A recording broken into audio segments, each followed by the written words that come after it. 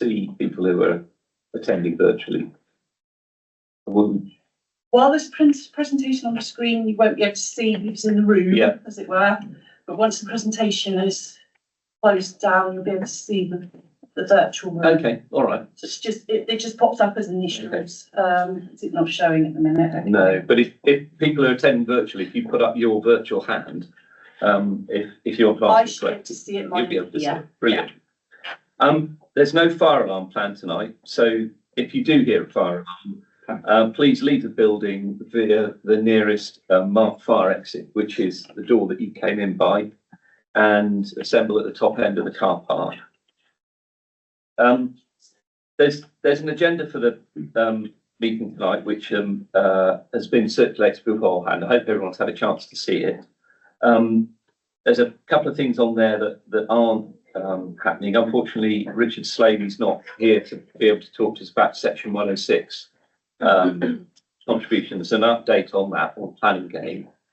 And we've got representatives from Braunton and George parish councils here.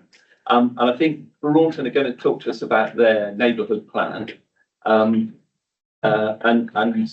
George, I think you're here to answer any questions people have got about the way that your plan. Yes, we haven't developed a presentation. There's communications. A little over enthusiasm at some point, but happy to talk about our plan. Okay. Brilliant. Hi everyone. And this is my first parish forum sitting this side of the table, as it were. And it's also the first forum since the new government has come in, and they've made it clear what their vision for local government is. So the government's confirmed its commitment to changing the structure of local government, and there's a devolution deal for Devon that comes with some good news for us, but also a few causes for concern. And Ken here will give us an outline of what the deal means for all of us. Debbie and Rob sat over there are going to update us a bit on the forthcoming review of parishes in the district as well. The other big change that's coming is, of course, in planning, and in particular housing. And the government's reinstated housing targets, and in most cases, including the North Devon and Torridge, to increase those targets considerably. Over the last few years, North Devon and Torridge have been quite good at meeting housing targets, but we've never achieved the sort of numbers that it looks like we're being asked to do now. And Sarah Jane and Liz will be explaining how the changes will affect the new local plan process and how parishes can be involved in shaping North Devon in the decades to come. Also tonight, Alison will be talking about the cultural strategy for North Devon. And over the last few years, North Devon has just sort of quietly grown and grown in terms of its reputation, and it's really got a place on the map in terms of the visual arts and performing arts and culture. And last but not least, John is going to let us know what the second-home council tax changes will mean for parishes and in terms of your precepts. We've got it's a full agenda. They lock the gates to the car park at 8:30. So I'm pretty keen that we finish by then. I'm going to ask for people to keep presentations to about 10 minutes, and then if we could just have 5 minutes for questions. And if when you ask a question, could you ask a question and not make a statement? And that way we'll be able to get through more of you. Okay, without further ado, I'm going to ask Ken for an update on the devolution. All right, thanks, Pete. Well, I'll try and condense what's getting to be quite a complicated picture into those 10 minutes. Devolution at the moment has got sort of two themes running to it. The first is the County Combined Authority. And this is the arrangement that was originally agreed with the previous Conservative government. It was then put on hold when the general election came through, and has now been subsequently agreed with the new Labour government. And what it is, it means effectively that a new authority will be set up, the County Combined Authority, which will sit alongside and will sit alongside Torbay Borough Council and also Devon County Council. It won't take powers in the main from any of those authorities. It'll just receive new powers from central government. The current situation with the setup of that is that today we heard that the regulations that will set up that authority have been laid in Parliament, and they're expected to be signed off in the new year. So the new combined authority will be set up come January, February time next year. The powers that authority will take from central government, being blunt, are not that exciting. There's nothing in there really that causes huge amounts of concern. There's stuff in there about adult skills, there's stuff in there about the economy, there's stuff in there about transport, but it's not really that far reaching. It's not really that ambitious, and it's not going to change the world really. But districts do have some concerns with the County Combined Authority, or the concept of it, because it will be Devon County Council, or it will be led by Devon County Council and Torbay Council. So district councils won't really get a seat at the table for the major decision making. Most of the major decision making will be undertaken by those two authorities acting under the combined authority. Where we've got to outside of those regulations in terms of the setup, sitting below the combined authority will be some advisory groups. So there'll be a business advisory group, an investment advisory group, skills advisory group, and some a housing advisory group, and some other advisory groups as well. And those groups are now being set up. The business advisory group has met has met once and is meeting again on Friday. And we've got some good representation on that group from North Devon, which is good. The other groups are now being set up. Some of the posts that will sit within the combined authority are currently being advertised. So, I think the advert's now finished. I think they were recruited to one of the posts yesterday, which was for the Director of Operations. And the other main posts, such as the Chief Executive, the Section 151 Officer, the Monitoring Officer, they'll use existing posts within the county and Torbay authorities. So the Chief Executive of Torbay Authority will become the Chief Executive of the Combined Authority as well. Once that is set up, districts, although they won't have a major role in the decision making, will have some influence through what's called the Devon Task Devon Task Group, which is the leaders and chief executives of the district councils, and that will have some influence on the authority. But like I said, none of the major decisions will be undertaken by districts. So that's one theme, and that's sort of trundling along. And like I said, likely to be introduced in January and February. But what's now emerged, and Pete touched on it, since the Labour government came into power, is the fact that there is now an ambition for devolution to go much further than that. The government is very keen on devolution covering a much wider geographical area. So the CCA, the County Combined Authority, will just cover Devon and Torbay. The government would like that to be extended out to surrounding areas as well.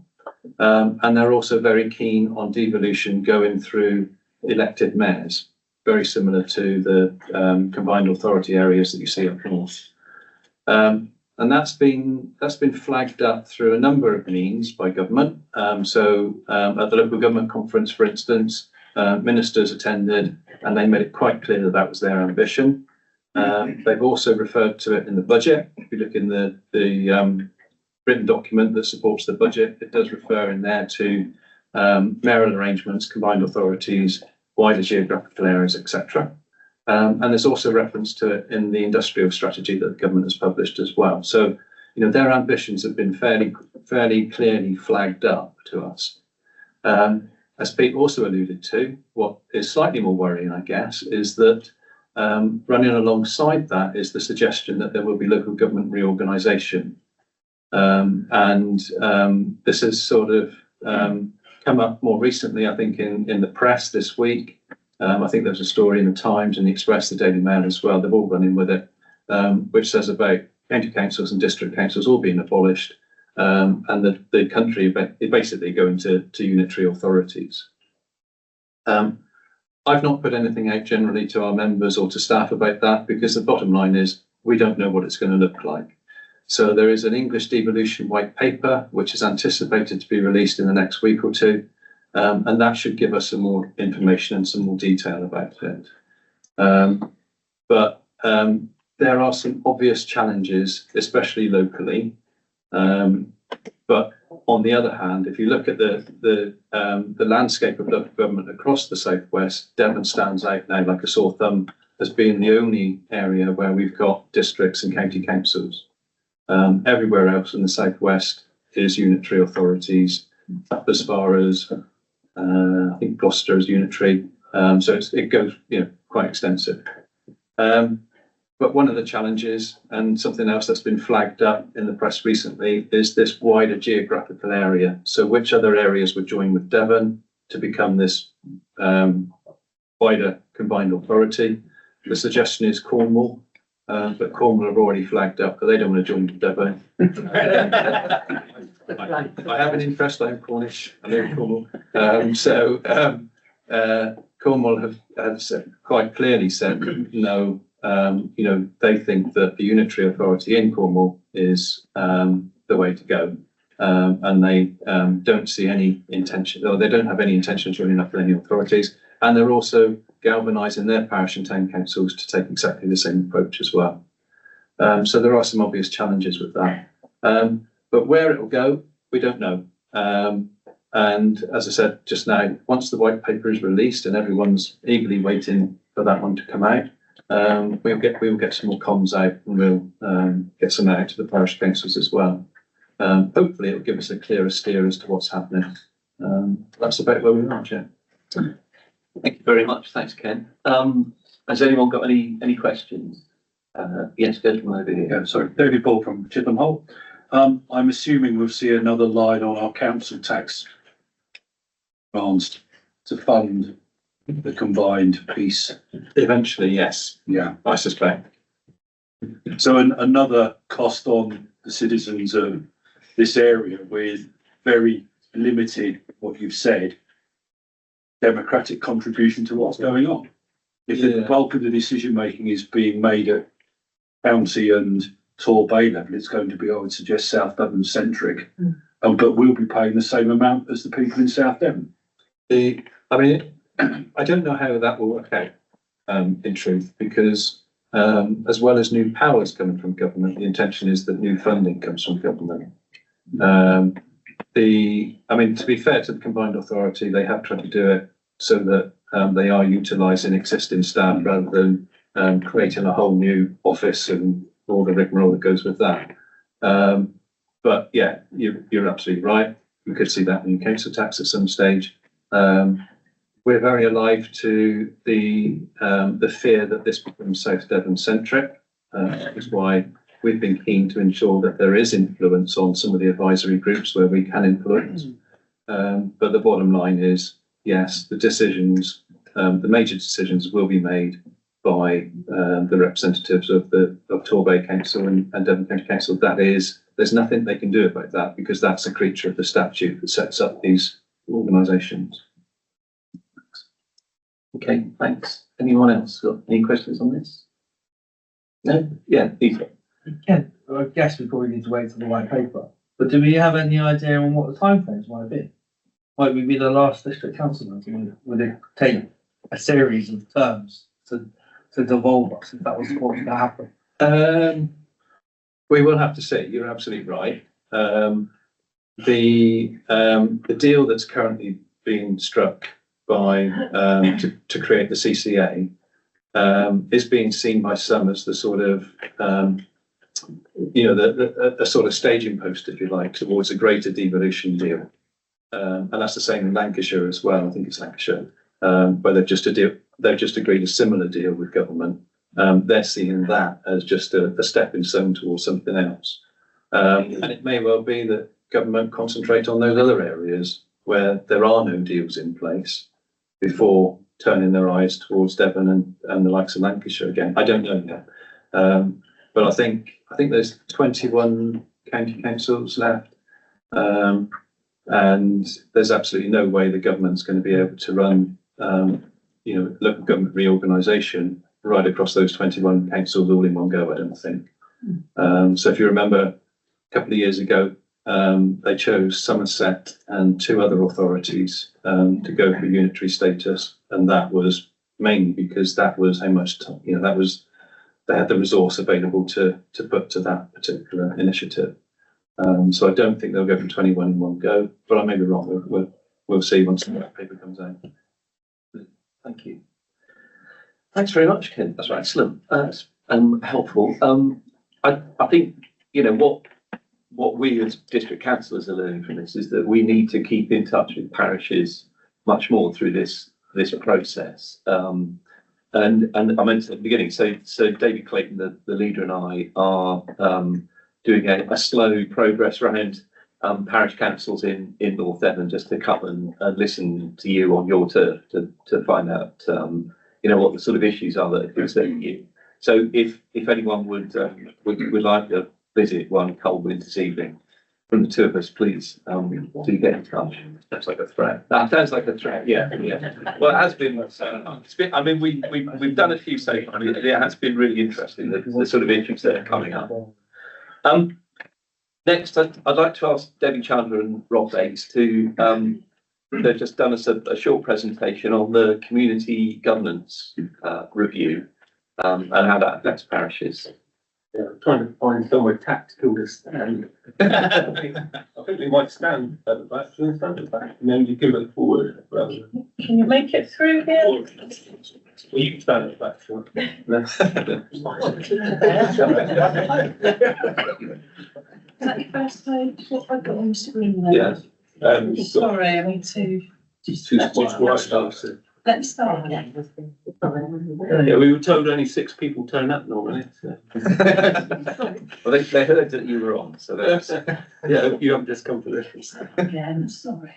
We've had to cram it into so we could get it into the time slot, but so we had to knock out a few slides, but I think you'll get the gist. What it is. Hopefully you can tell who's in. I'm Rob. That's Debbie. Okay, I think we're Normally we run the elections, so you might come across us. Well, Debbie runs the elections, and I do what she tells me. Yeah. Okay, so a community governance review then is an opportunity for parish councils to review and change electoral arrangements. This presentation will give you an introduction into the community governance review process and will include why we're going to undertake a review now, examples of changes that you as parish and town clerks and councillors can make. The procedures will run through and give you a brief outline of the timetable and also the procedures involved to conduct the review. This will include also the terms of reference, which will be begin the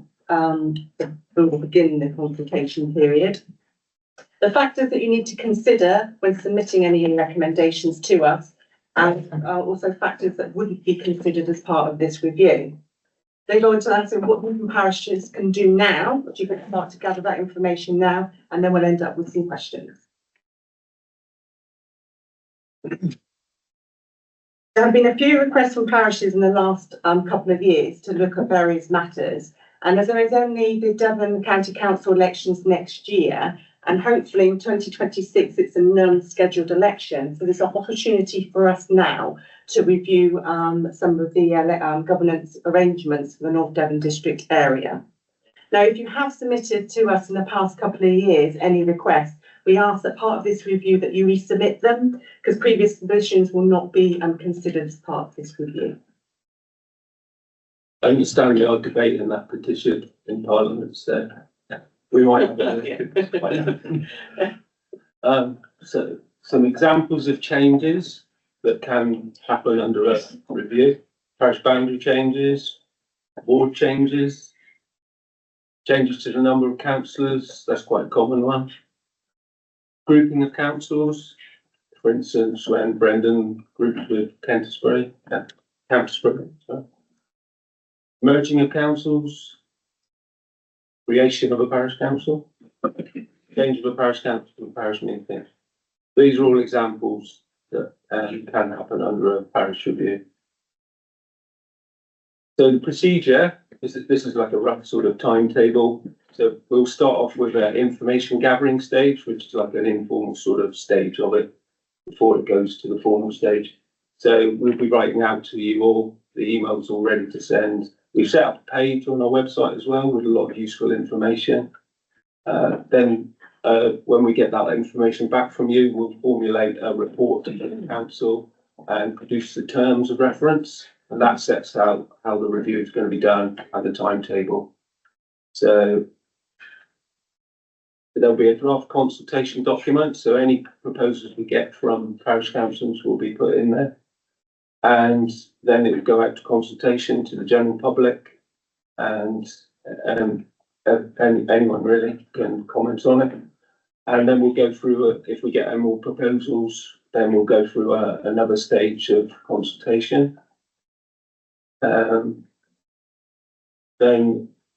in the end, there'll be a final recommendations, and that'll be agreed by the full council, district council. And the order will be implemented for the next, if we get any changes, we might not get any changes. So that'll be for the next full parish elections in 2027.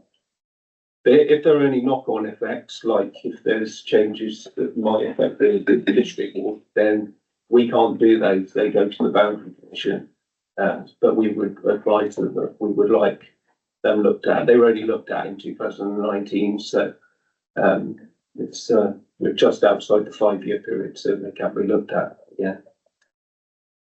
So factors for consideration, if you were looking at wanting things reviewed. So you're looking at sort of the community, basically, recognising the impact of change and responding to it, e.g. new developments. Some of you will have a lot of new developments in your areas. You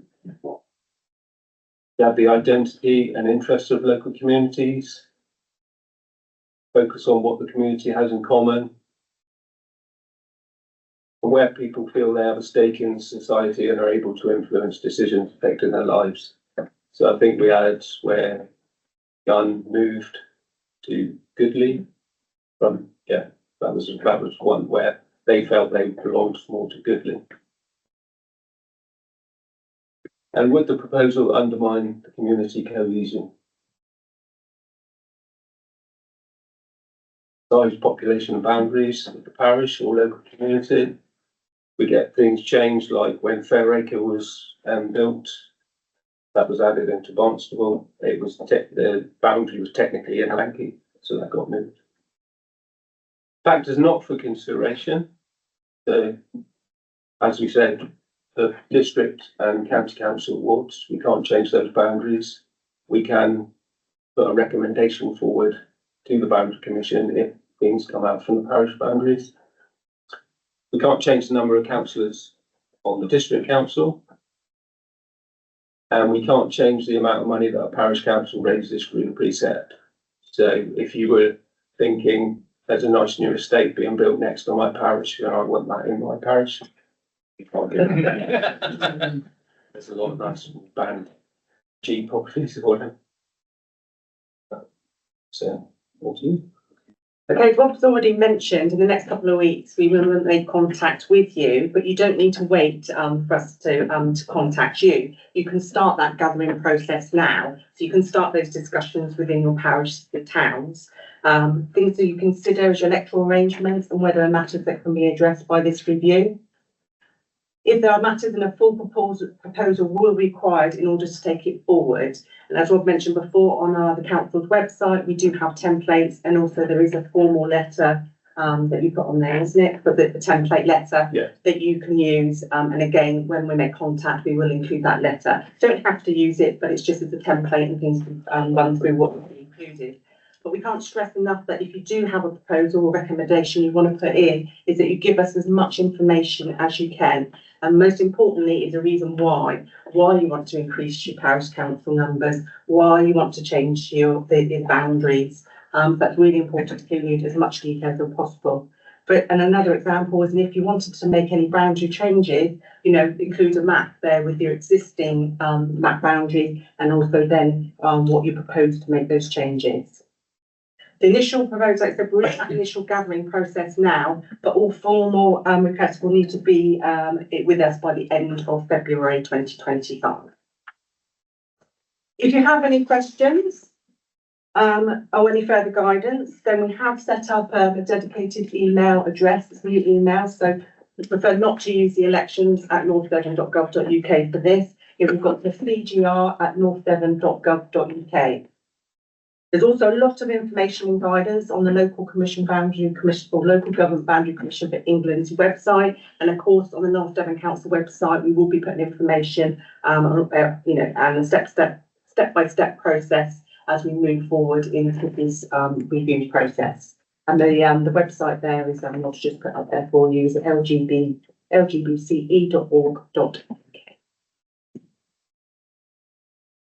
Yeah, that's, the email will be going out tomorrow. All parish clerks, yeah. That will point you to our page and all that. Any questions? Thank you very much. Yes, gentleman again. Richard Peake, North Malton. Can you possibly send these slides to our parish clerk, please? I think they're going out. Are they going out? They can do. Means, yes. I won't remember everything, as you might say. Yeah, we can attach it. And we'll send it out with the email. Yeah. Thank you very much. Sorry, Andrew Fisher from Chippenham Hole Parish Council. If you decide you want to change your boundary for your parish, increase it slightly for some reason, how does it interact with the parish you're going to affect? How's that? But they have to agree as well. Yeah, I know that, but you have to have that in discussions when you do this. Yeah, I mean, we would hope you would talk to that parish first. We did get a proposal from one parish a while back, and obviously when it was put to the other parish, it was no. So, yeah. Annexation. Sorry, any more questions? We have Yep, put, sorry. sorry, I'll just say, there was another point. The ratio of councillors, if you're interested, we've done Debbie's done an Excel spreadsheet, which puts the ratio of councillors that you currently have.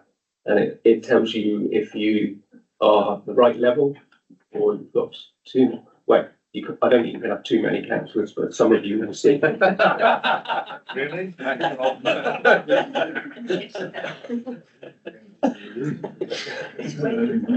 Sorry, It tells you if you've got too few councillors, but it's like a ratio, and it's quite interesting, and you can see whether you've been uncontested in previous elections, which obviously if you've been uncontested then and you've been through extra elections, then you probably might need to reduce the parish.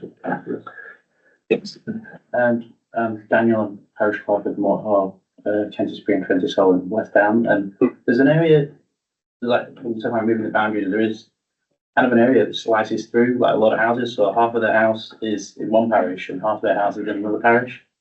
There's a few places like that. Yeah, how would that sort of be resolved? That's Have to agree, or that could be something that could be looked at. Yeah, I mean, I know from a planning point of view, there's houses that get the driveway in one parish. between Framingham and Barnstable, there's Oakland Park, I think, is split right down. Is that the sort of thing you're going to be working on, I suppose? That, yeah, those are the sort of things we look at. Yeah, yeah. We can put proposals forward ourselves if we know those sort of areas. Yeah. That was it. Thanks. Brilliant. Anybody else? No, I've got a question. If you want to move the boundary and you can't reach an agreement with an adjoining parish, is it something that can only be done by mutual agreement, or is there some sort of arbitration? I think it will be looked at, and the reasoning why, like I said before, really is the most important, and we'll have a look at it ourselves and think of, where best place it would be for the electorate itself. So it's not just because one said no, and yes, it would be, I think we would have to look at it, the area in particular. Yeah, because you put forward a recommendation doesn't mean the same as going to accept it. Yeah. If you go back to those considerations that were on the board, it was about community cohesion. So if there's a really, really strong opposition from one parish council, for instance, to any change, then that might indicate that the community cohesion box wouldn't be ticked in a particular area, so it would be taken into account. But those are the considerations that are paramount, aren't they? Rather than just simply somebody's objecting so it wouldn't happen. Okay. Brilliant. Thank you. Oh, just a minute. Oriana, we haven't got any questions online. No. No. No. Excellent. I look forward Thank to it. Perfect. Thank you very much. Thank you. Excellent. That's really interesting. It's on the website, if you're on the web page as well, on our website. Oh, okay. Yeah, the ratio of councillors will be, it's on our CPR page that we've set up. There's a link to the spreadsheet there. Brilliant. Thanks very much. Next, I'd like to introduce Alison Mills, who's going to talk about the North Devon cultural strategy. Is there a presentation? 2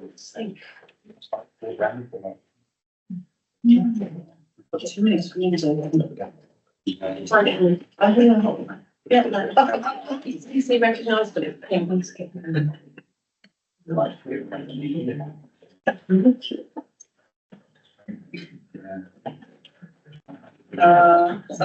Yeah. Are you right to click that? Oh. Try. Yeah. Right, thank you. Yeah, I'm Alison Mills. I'm Culture Manager for North Devon Council. I run the museum in Barnstaple. And my job has expanded over the last 3 years or so, mostly because of an expansion of interest in North Devon, and the support that we're getting for trying to increase the amount of culture that there is.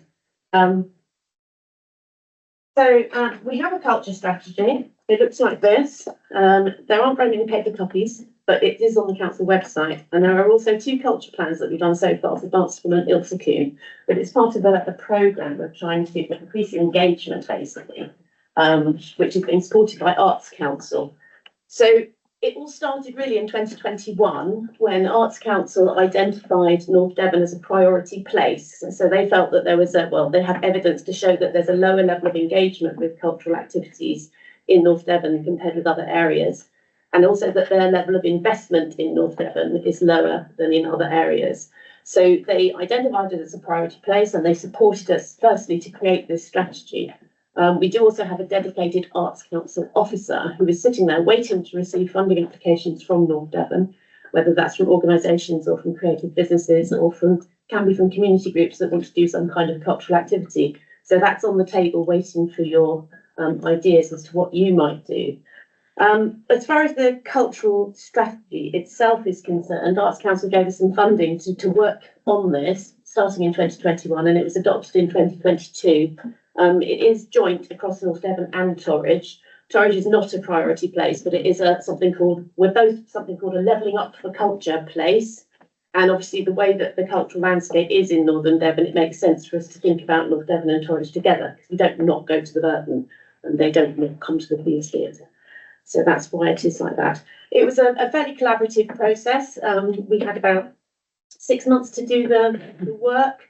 We talked to lots of different partners and agencies. We talked to lots of different organisations, and we came up with a strategy which has this as its vision, which I'm assuming you can read, because I'm not going to read the whole thing now. It's got this rather wonderful imagery going through it. It's all about flourishing and growing and that kind of thing. So basically, it's about boosting North Devon's image as a place where culture happens and increasing the engagement and the creativity of people in North Devon for economic benefit, for well-being, boost tourism and all kinds of other reasons as well. So this was a great start, and this now exists as a document, and really what its purpose is, we're not in charge of culture as a council. Culture covers, I think, pretty much everything that you do as a human being, which is different from what you would do if you were an animal. So anything, whether it's cooking, gardening, painting, dancing, playing football, all of that is culture. So culture is an incredibly broad definition in these terms, and that's what we want people to do more of. But we can't deliver it as a council. We have some cultural institutions. We've got the museum, but we also have lots of independent creative people. We have lots of independent organisations, And this strategy is trying to make all of those people and things work together to overall boost the quality of life for everybody in North Devon, really. So the strategy identified 3 main themes. The first one is around people, and there are some particular things here. So these are the areas that we've identified as priorities in Northern Devon. And the purpose of having a table like this is that if you have a project or if you have an idea or you want to work with other people, you can say, okay, well, that fits here. It fits in here. That will give you more points if you're asking funders to support your ambition. The first section is all about people. We've got a particular emphasis on young people, and that's partly about enabling young people to be more creative and be more part of their local communities. But it's also about supporting them into creative futures, into new jobs and new career pathways. We have, as we all know, very much a flight of young people from North Devon when they get to university age, and we want to help support those young people to find creative careers that they can do, hopefully in North Devon. The second section is around cultural hubs, and that recognises that although we are a distinctively rural area and a very beautiful area, our towns are very significant in cultural terms because that's where the major organisations are. They're the places that have the best transport networks. So we need to support activity within the towns in order to support activity within the district as a whole. And the final part of it is very much based on North Devon specifically as a place with amazing landscapes, as a place with amazing heritage all around us, and about how important it is that we all feel we belong here. So how can we encourage cultural activity which increases that sense of identity and cohesion and celebration of our environment? So it's quite hard to manage culture because, as I said, we only do little bits of it. Lots of people do other bits of it, but we're trying to keep a handle on how this thing is progressing somehow. The strategy itself has been adopted by both the council and by Northern Devon Futures, which is the strategic oversight body. And we've set up a Northern Devon Culture Board. This is a voluntary board. We did an open recruitment. We asked people to come forward if they wanted to be on the board. And the idea is that that board is not just arty people. It's not about the big organisations and the artists. It should be about all of us. It should be those of us who can engage in culture, who might want to, and so that we can ensure that what we're delivering reflects what people want and need. There's various other groupings within the sort of cultural sphere as well. One of the things that happened in the Arts Council's last review is that we greatly increased the number of things called NPOs that we have in North Devon. So an NPO is a national portfolio organisation, and those are things which are funded directly from government. You may remember that there was enormous fuss about International Opera losing a lot of their money and various other people having to move from London to Manchester and things like that. Well, that's because Arts Council was pushing more money out into the regions, and in North Devon we were a beneficiary of that. So we went from having 2 NPOs, Burton Art Gallery and Medford, to having 5. So now the Museum in Barnstaple, the Plough, and sorry, and the theatres are also national portfolio organisations. So there's already been an increase in investment from Arts Council, and that started in 2023. We have various groups, people like North Devon Arts, where creative practitioners come together. There's a museums group. There's a company called Art Makers, which supports creative businesses. And what we're setting up new for this is town teams to help support the evolution of those hubs that I talked about. So at the moment, we have a town team for culture in Barnstaple, which includes people from Barnstaple Town Council. It includes local businesses. It includes artists. It includes people like Sunrise Diversity. And we're just setting up a new one in Ilfracombe, which is very much with Ilfracombe Town Council and one Ilfracombe. And it's not going to be called a town team for culture because Ilfracombe's already got a town team. It's going to be called something like... Answers on postcards. But it is just beginning now. And it would make sense if we're going to try and work together and support for other towns to have town teams as well. You can have them at parish level if you want. So the next thing that happened after the culture strategy was that we started working on a Barnstaple culture plan, just because Barnstaple is obviously the biggest town and the one where there are the most organisations. And we were on a deadline for this. We did it in 2022, and we did it in order to apply for Cultural Development Fund money. There are separate plans for Barnstaple and Ilfracombe that have now been produced, and they identified a number of key projects, and they identified things like what we thought our cultural identity was and where people could work together. Those are also on the website. For the Barnstaple one, it was done very, very quickly, and the intention is that all of these things are changeable. So the Northern Devon Cultural Partnership Board has the power to change the strategy as it wishes, to update it and amend it. And equally, the Barnstaple Cultural Plan and the Ilfracombe Culture Plan, although they are beautifully printed, are up for constant change for anybody who wants to, or any project that drops off or a new project that appears, all of those can be included. They're intended to be working documents. The Barnstaple one, as I said, was done really to go for CDF money. So the first thing was to form the town team for culture, but it was also about amplifying the potential of the future High Streets project by adding in some additional money from the Cultural Development Fund. And we secured that money. We got £3 million, which started in April 2023. So you may have noticed some of this happening. So when the Moon came to Barnstaple last Christmas, that was funded by the Cultural Development Fund. Some of the work that's happening about Broad Street, adding on to the Future High Streets project, is funded by the Cultural Development Fund. And we're currently working very closely with the Bridge Trust on the refurbishment of Bridge Chambers as a performance hub. And in fact, I'm hoping that the invitation to tender for the building works is going out on Friday, with any luck. So it's a substantial amount of capital, but also a big revenue programme. And that's what's been supporting things like the Moon, but also we supported the Carnival this year, the Pride Festival. We've got a Christmas celebration going on at the Penny Market this year. We've been working quite closely with the Town Council on various activities and events, and we're just about to commission some public art installations for Barnstaple Town Centre as part of that. We're also doing new wayfinding signage and new town trails and reviving the interpretation boards that are around Barnstaple. And this is an opportunity which has come through the CDF funding, but that's been made possible by the stages that we've gone through to create the strategy and then the plan. The Ilfracombe one, Laura can probably talk about this more than I. Literally, we're just at the beginning of, again, forming the town team, which isn't going to be called that, and then identifying a whole heap of projects that Ilfracombe might want to do. And this document is sitting there now, waiting for us to find opportunities, or for town council, or for businesses in Ilfracombe, anybody really, to be able to find those opportunities and put in some funding to make some of these things happen. So finally, the other big opportunity that we have at the moment is another Arts Council fund called Creative People and Places. This is a really strange thing. It's a revenue fund. It's a bit like being a national portfolio organisation, but it's for a whole area. So basically, we would be seeking between 750,000 and £1 million to spend over 3 years on cultural activity in North Devon. Only problem is that we can't apply for it as a council. It has to be applied for by another body, and we can't be in charge of it or deliver it either.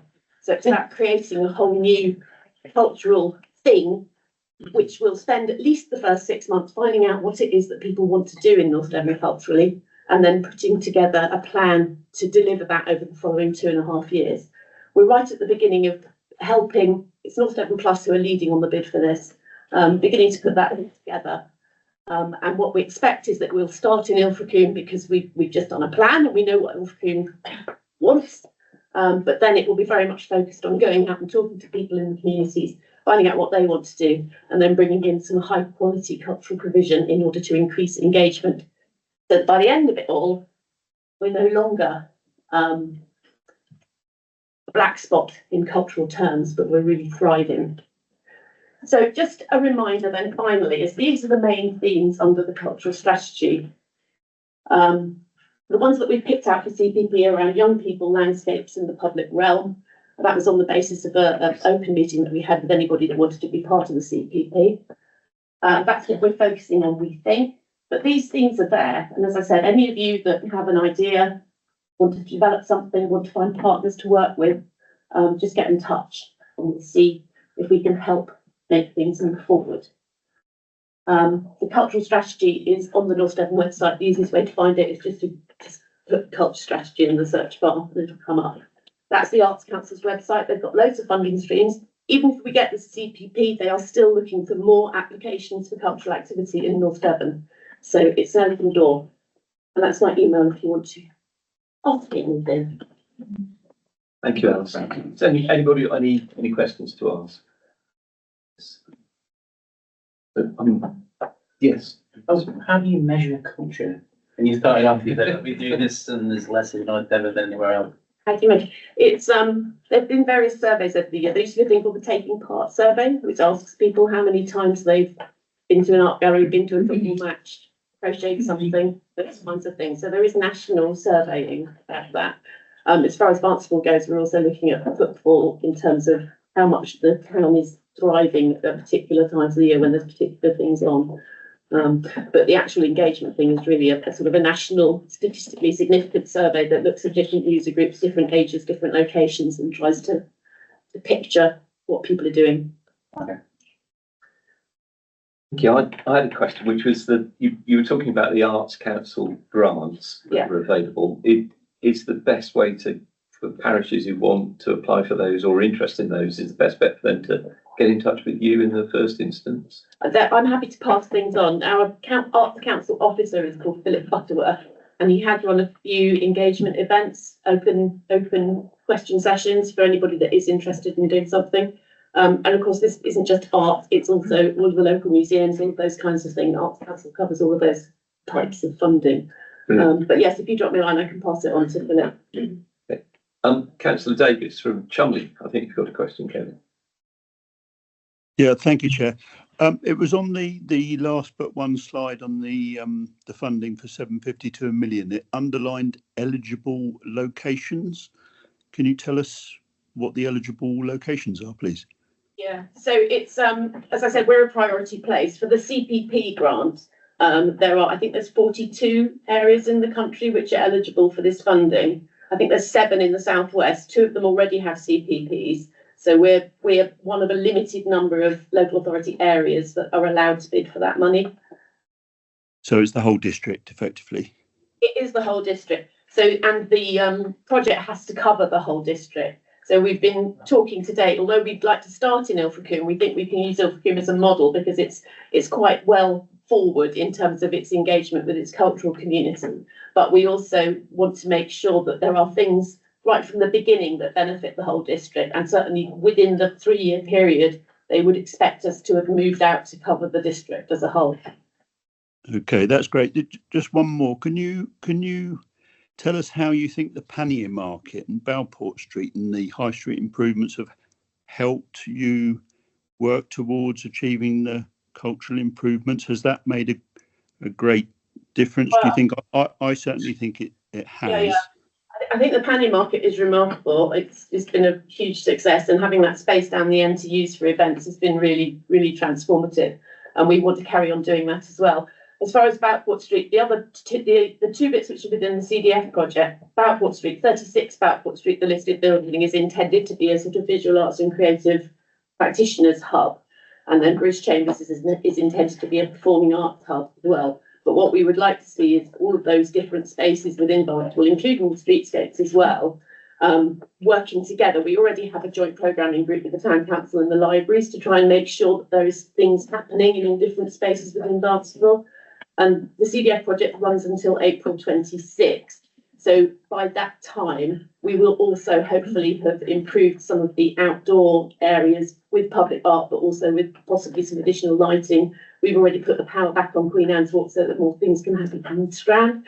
So there's quite a lot of small things that we're trying to build in order to make the whole of Barnstable a space for use for cultural activities. Okay, thank you very much. Thank you. Brilliant, thank you. Sorry, I was going to say, Alison, it might be worth mentioning, just so that everybody's aware, that CPP funding, though the initial funding is 3 years, as we understand it, obviously it'll start in Ilfracombe, but it could lead on to another 3 years thereafter. And so that funding doesn't necessarily mean it stops at 3 years. So when you go, just in case anyone comes lynching Ilfracombe at any point to this going, you're getting everything, it will spread out, and we could get potential funding from there on. So yes, the CPP is like being a national portfolio organisation. It's intended to be a long-term investment that you would then go back every 3 years with a new programme to demonstrate what you're going to do next. And It's been running in some areas for about 12 years now, I think, and most of them are still being invested in. So it's potentially an ongoing investment in North Devon. Excellent. Thank you very much, Alison. And certainly, I mean, it's really exciting series of projects that is going on around the cultural development plan in North Devon. We're well on time, but I can see we might slip a bit on the next item. So I'm going to allow a little bit more time for it. I'd like Sarah, Jane, and Liz to just bring us an update on the local plan, the new government's new planning framework, and housing numbers. Okay, thank you. Thank you. This is probably not allowed, but Alison has worked under my service, and all of the stuff that she's just described is largely down to her energy and enthusiasm. So I'm just going to take this opportunity to thank her for that.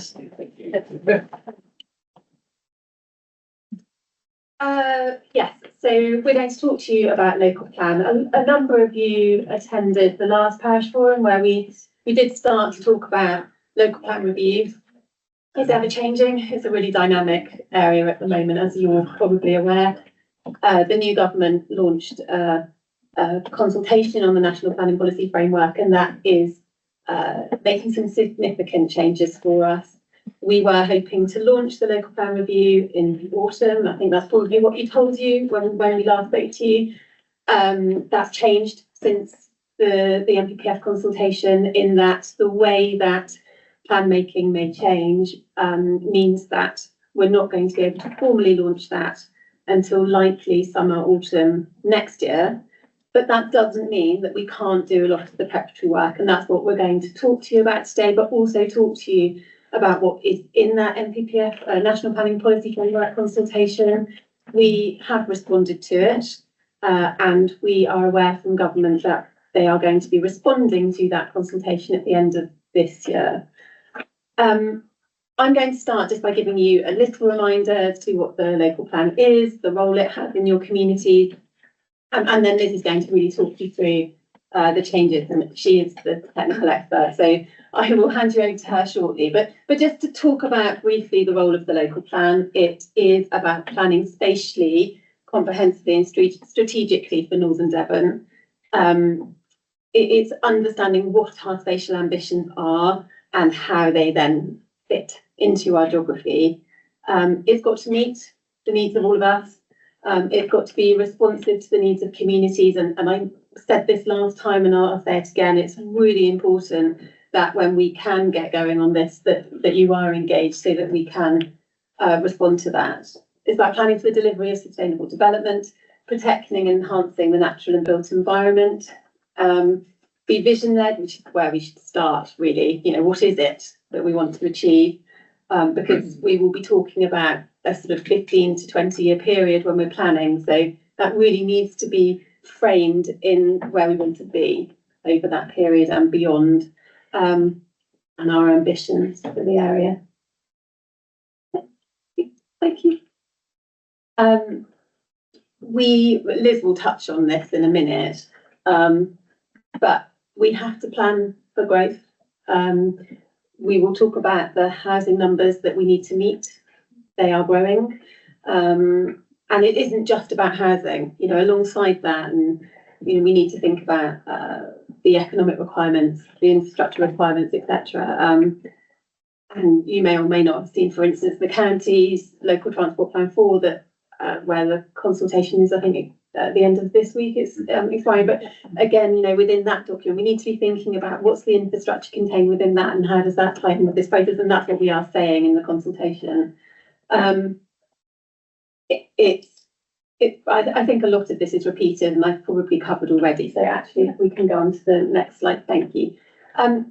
What I think, and again I touched on it last time, that we need to get across is, in the past, I think the local plan has been seen as a document that's used to determine planning applications. And that's when the public get involved, really. That's when communities get involved, is when a planning application is advertised.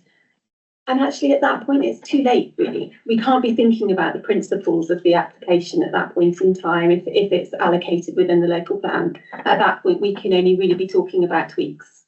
And And so we need people to be engaging with the local plan process at the earliest possible stage, so that when we're talking about where development goes, people are involved. And I know that's difficult because, you know, it really only becomes live when it's on your doorstep. But I think the earlier we can engage communities, the better. But it isn't just about determining those planning applications. It's about understanding our ambitions, about understanding the ambitions of our business community. What do they need to grow? What do they need to stay in Northern Devon? And what might future investors need to come here? And what is it that we need to be doing to encourage that? It's about our partner ambitions. And that's not just business, that's our public sector partners. It's our voluntary community, etc.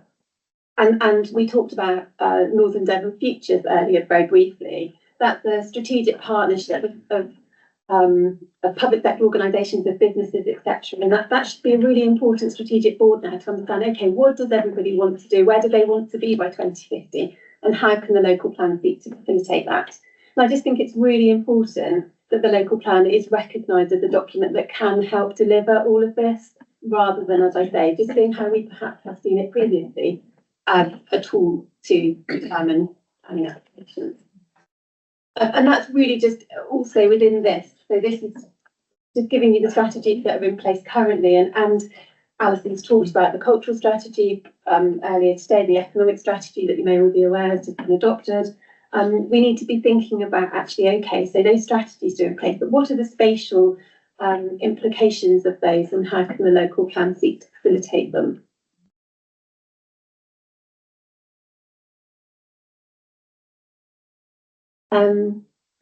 I think you probably know all of this, but the existing local plan was adopted in 2018.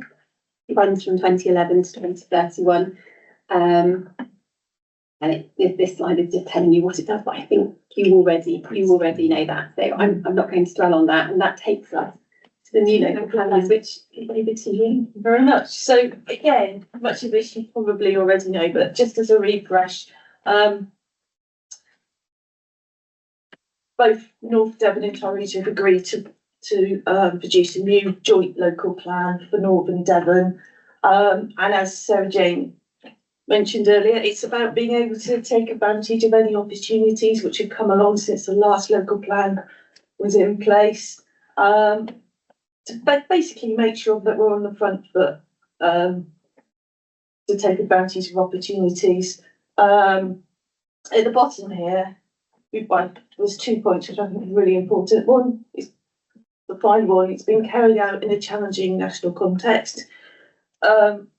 There's a lot of changes to legislation in the planning world, which I'll come on to in a moment, but it does make our job at the moment really difficult. So for me to stand here and say, we're going to write a new local plan, there are a lot of unknowns, unfortunately, at the current time.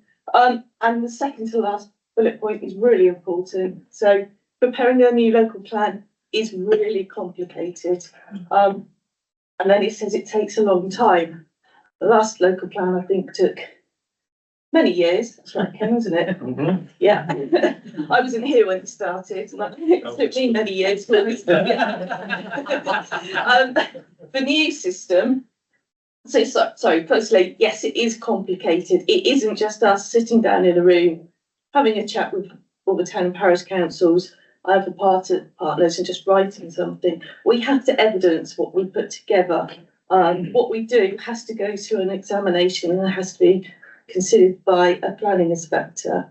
And there's we have to adhere to legislation and government policy, etc. So we can't do things in isolation, which does make it much more complicated. It also means we need to compromise at times.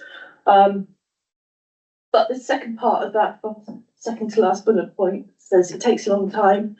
The new system is not meant to. The new system tells us, the new legislation which came in towards the end of last year through the Levelling Up and Regeneration Act, set out that a local plan should take 34 months to prepare, which is very challenging. What they are proposing, and there's still quite a lot of unknowns here, is that a local plan will be the strategic policies. So if you look at our current local plan, that's the policies at the beginning of it. What the government are proposing to do is to have separate national development management policies. So that's I think it's section 4 of our local plan. The new version that will go, and the government are going to consult on these policies next spring, they tell us. So basically every council across the country will have the same policies, potentially relating to amenity, so that anyone who's making a planning application, because they tend to say the same thing across the country, but just slightly differently. So it'll just make it easier for applicants when they come to put an application in. So what we put here. So yeah, so primary legislation's been introduced. When Labour came into power, they committed to consider to continue with that legislation. So the new planning system is still going to go ahead, but they're thinking about the details. So, as Sarah Jane said earlier, that's meant further delay because we need secondary legislation to come into force before we can formally start the new local plan, and we can also work out what evidence we need. And as I said, we need to put our evidence together so that it gets through an examination. So we don't want to waste time or lose money in the short term. But there are things we can do. And I'll get on to work we're hoping to do with you in the new year later on. Again, I think Sarah Jane's touched on some of this, but basically through preparing a new local plan, excuse me, the two councils have put together a joint planning policy committee. So our members can consider at that committee all the details of the local plan as we go through the process. And what we have set up and what we're starting to work with our members on is thematic working groups, and these link to the Devon Futures action groups as well. So it gives our members an opportunity to work to delve into topics more. So, for example, the economy, climate, health and well-being, etc. So they can, yeah. And as Sarah Jane said, none of this is done in isolation. So, as this is the part I need to take a drink. So in terms of the changes, the government consulting with a new planning policy framework. I'm not going to go into the details of that tonight. However, you've probably seen these headline figures. They are proposing to increase our housing requirement. Currently in our local plan, it's 17,000 homes, excuse me, across a 20-year period. What the government are proposing for that should increase to 26,000 instead. So in our current local plan, we have to provide 861 dwellings per annum. Through this, it would be 1,300 per annum across northern Devon. So it's not just North Devon, it's Torridge as well. And we've just put some guides there in terms of what that actually means on the ground. So potentially it's building 4 more applicants over a 20-year period across northern Devon, as I said. So there's some start figures there. I'll just skip over that one. So I think it's also important to say, actually, it isn't 26,000 because we can count any housing allocations in the current local plan which haven't been built out, and any current planning applications, which is well towards that supply. So we're looking potentially an additional 11 to 12,000 homes, which is still massive for us and challenging, to be honest. And then just, what are we talking about? So when we came in just June, we talked about your role and how important it is for us to work together, and Sarah James mentioned it earlier. What we're now going to be doing over the coming months, and I did say this back in June, but what we will now be doing is trying to work with you in terms of, in terms of preparing neighbourhood priority statements. So it's a new way of working. It's basically giving you an opportunity to think about what you want to come forward in your parish town over the next 20 years, and writing that up in a formal way and submitting it to the council. This is one of the Conservative Party's initiatives they put into the Levelling Up Act, and the current Labour has said that they want to continue with it. So that's something we'll be working with you over the coming months. I think that's kind of, it's basically, yeah, it's just trying to understand your local priorities. We'll leave it there. Sorry, this is Sorry, any questions? Yes. Just the one, do you think we're going to run up against the same problems you've had in the past when we had the 5-year land supply, which wasn't there, and therefore planning applications which might not have been entirely suitable were not possible to be stopped because of the lack of the 5-year land supply? That's a really good question. So we're about to update our 5-year land supply. That will be published at the end of next week, hopefully, by the end of next week.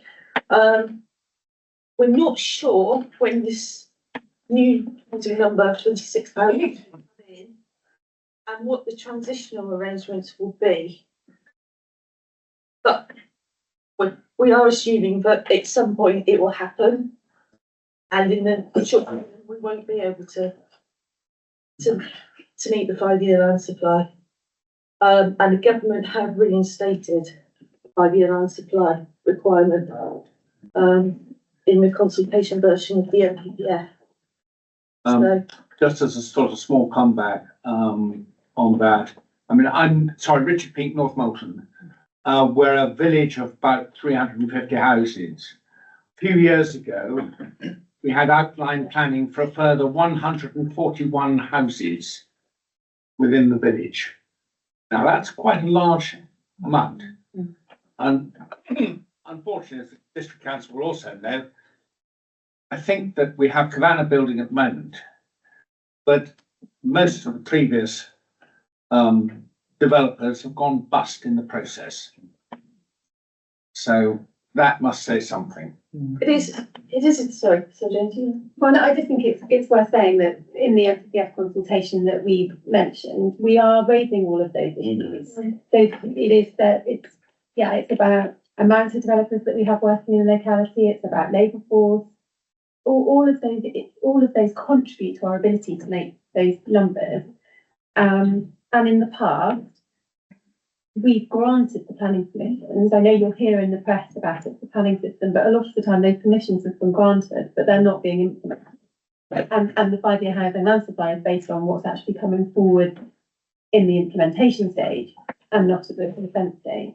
But we have put all of that back to government. We don't know exactly what the 5-year housing land supply is going to look like going forward and its relationship with those increasing numbers. We will know more, I think, when we get the NPPF response back at the end of the year. So it is a difficult statement for us to respond to at the moment. But we are live to those issues that you mentioned, and we have gone back to government and told them about that. They know all of the rural districts are facing the same challenges. Thank you. Jeff, you had a... Yeah, I think you partially answered the question. Jeff Lewis, Sherlock.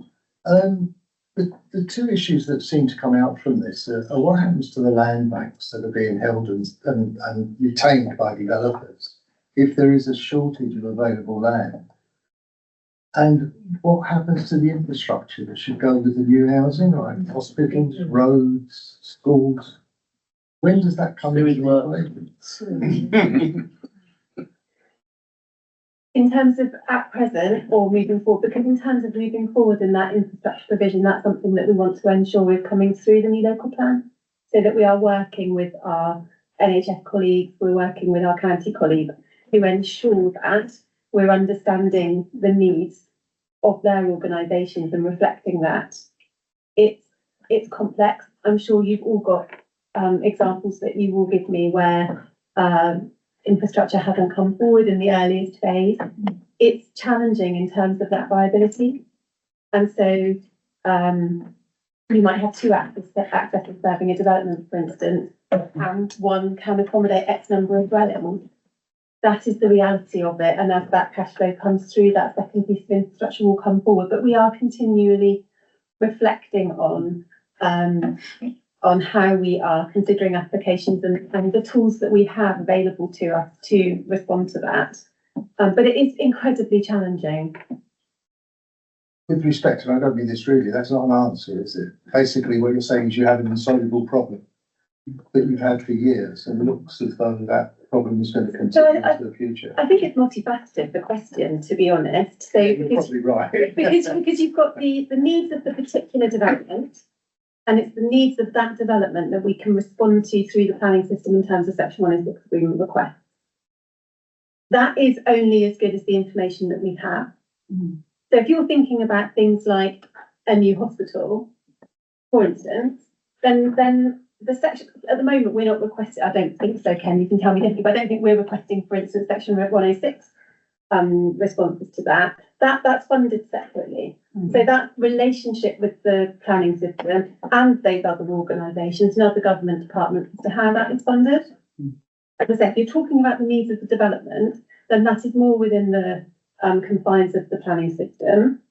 But there will always be viability discussions as to what is most important for that particular development, what can it afford to bring forward that in. Just one further thing, and I'm not looking for a response to this, but I was coming more from the needs of the community rather than the development or any particular part of it, because the community is about the development. Absolutely, Yeah. But that's where the local plan is so important. Yeah. Because the local plan should be capturing what the needs of the community are, so that we can reflect that in those policy statements, in those strategic policy requirements for those settlements. So that's why I'd really urge you to get involved in that regard. That counts as That's why Sarah Jane at the outset said, this shouldn't be seen as a document against which planning officers judge planning applications. It has to be seen as the vision document, the strategic vision. And there is an awful lot of work going on with other agencies such as health services, the NHS, so that they also see the document in that light as well. Because, they'll be planning, let's talk about the new hospital. But, what sort of population change are they building into those plans? They should be looking at the local plan, and they should be looking at these housing figures. So it has to be joined up. And I think this local plan will be far more joined up than previous local plans, because everyone is waking up to the fact this is a really important document, and it's something we've got to get involved with. I'd certainly say the health authorities are knocking on our door now, wanting to talk to us, whereas if you go back 10, 20 years, it was very hard to engage with them. It's a very different world, as you say. And there is work going on across the county to try and engage with the water companies, sewage companies, etc., as well, to have exactly the same impact on them, so that they're all looking at the local plan and feeding into it as well. Thanks. Steve, then Pete. Thank you. Steve Crowther from Henson Conchida Parish Council. I have a question which is not about local plan, old or new, directly, but I'm seeking advice, really. I'm seeking procedural advice. Is it okay if I bring this up? We'll find out in a minute. Okay. It's quite a large question. So although it is about a particular issue in our area, in our parish, it's quite a large issue. We have a growing issue in Henson, which I'm sure you're aware of, which seems to effectively highlight the systemic failure in the planning process.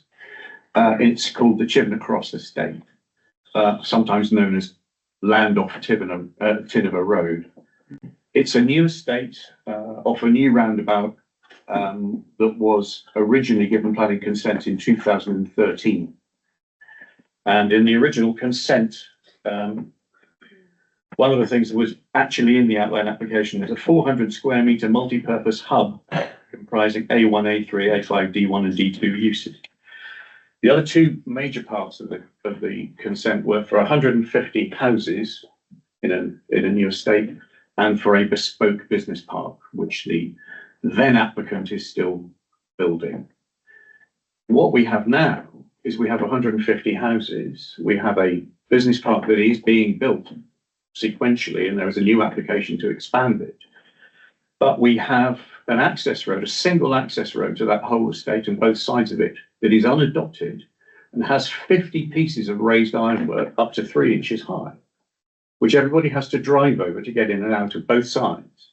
We also have a park and ride car park that was part of the planning conditions, which is locked and has been since it was built, which I think was in 2015 or 2016. And much more importantly, the community hub disappeared. It's not there. There is no prospect of our ever seeing it. It has evaporated like Brigadoon. I would like to know, and this is why I'm not just here to complain, I'm here to say, what can we do? And the reason I ask is on December the 17th, I have a delegation of local residents coming to see me at Parish Council to give me a right rollicking to say, why is this being allowed? It is bringing all of us into disrepute. And I want to know what's going to happen. I want to know what we can do to make something happen. Particularly, let's just surface the road. It would appear to me we keep objecting to the expansion of the business park on the grounds there isn't a legally viable road to get to it. I understand that the latest application, under a new number, has been to withdraw the conditions in which the road has to be finished. So I just need to know, what do we do? Where do we go from here? I have tried through Steve, on the specifics of this, I think, that's something obviously it'd be useful to talk to planning officers about, and perhaps out of this meeting, but I think all of us recognise something similar to that. It seems to me a structural issue, though. Yeah, it is a structural issue. The way in which the consent was given enables the existing owner, who was the applicant, to keep avoiding the responsibility.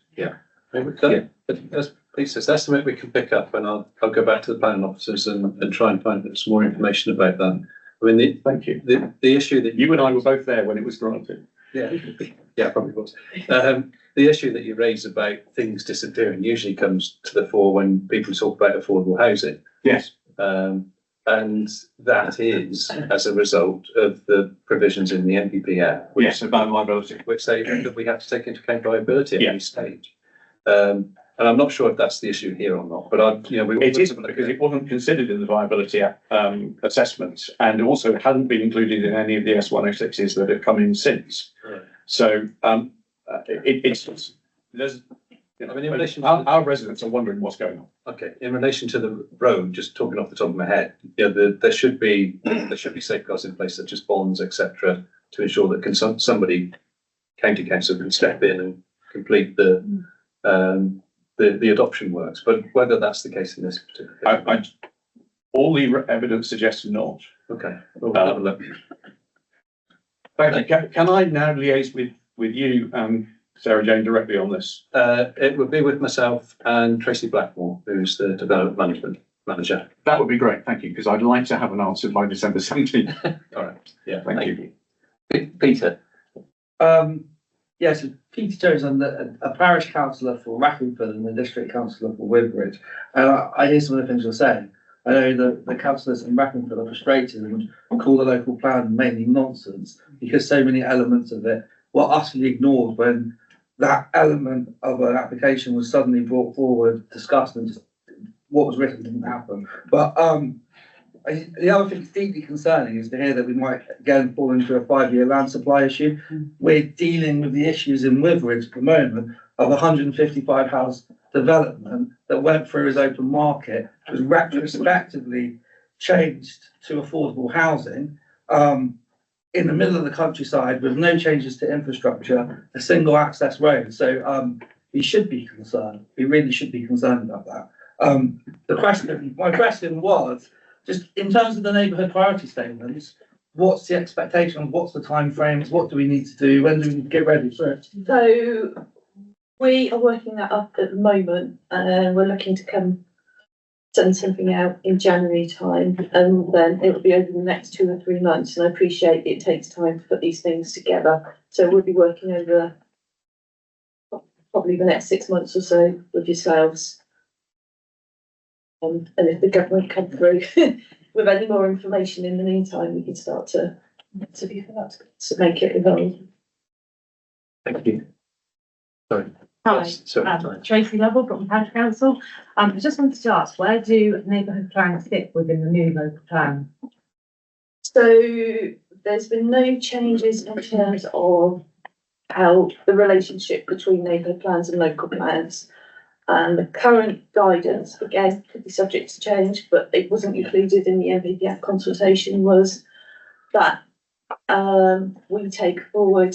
So basically, the local plan will be strategic plan, as far as we can ascertain. Neighbourhood plans sit below that, but we would have to have we will take forward the policies in a neighbourhood plan, unless there's a good reason not to. So we need to look into that in more detail, but the essence of those policies you have, we will look at and hopefully move into the local plan. Thank you. Good question here. I go back to what a couple of the other councillors said. David Ball from Chidlem Hall. That housing land supply number is for the duration of the local plan until 2023 at the moment. And in the plan, there is how many properties per annum are expected in each area. This is a tactical question. Who in the council, in the planning department, is monitoring that? Because in our parish, we had that excuse to authorise enough development to cover the in the countryside requirement for 7 years, in 2 years. And I'm sure that's happening everywhere. And if every land agent who puts in an application quotes the NPPF as an overriding factor, you get a big surge of property coming in, which should be staged over 20 years. But no one's monitoring how far that surge has occurred and how it's just continuing to roll. So the housing requirement in the current local plan, 17,200 across Northern Devon, that's not a maximum number. So that's then divided up based on the strategy for the local plan, with the main focus in Barnstaple and Bideford. And then, as you say, there's a countryside element, but there's no maximum limit to that.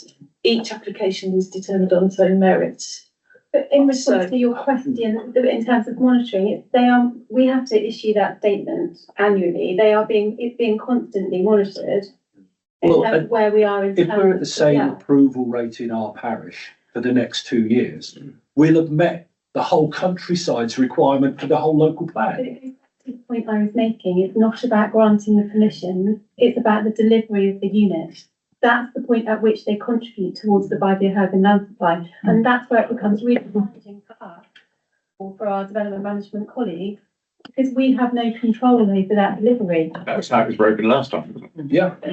But you see that what I'm saying is that that's outside of our control. Yeah. We can be encouraging, we can be making that, we can ask the question whether there's blockages to development that would bring you to site. But there's the obstacles that my colleague over here talked about supply, about peripherality. So that is the challenge we have. It's not about the amount of permissions that we grant, it's about the delivery of those units. And we know that it's in developers' interest to limit the supply coming through because of the market forces. Michael Gove was going to change that, wasn't he? He was going to actually not have a continuity of the 5-year housing land supply, but make it effectively last over a period, so it couldn't be challenged in between certain periods. Yeah, there was a change, I believe, last December to say that housing targets weren't mandatory. And once you've adopted a local plan, that 5-year land supply position stays for 5 years. Yeah. Yeah, that's all. That's gone. That's gone in the new consultation. Thank you. Sorry, But therein lies an example of why it's really difficult to get a local plan through. And Liz mentioned how it had taken the previous local plan to go through the process. And half the problem with that was changes in government policy were continuous during that period and had to be taken into account as part of the local plan process. And it's hard for us because, you know, we want to do the best for your communities, to deliver the best local plan possible, but then the goalpost changes will go through. So we do realise that. Yeah. And This is a debate that's going to go on and on.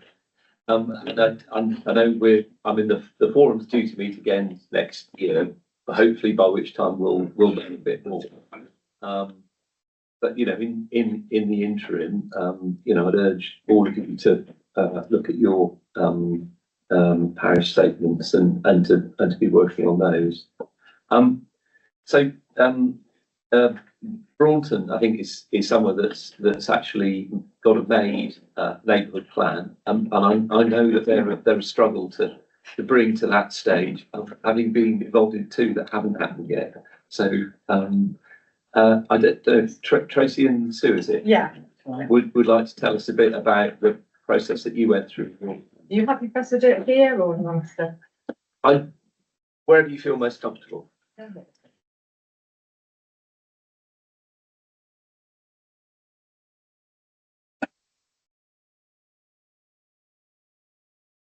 oh, yes, let me just rest.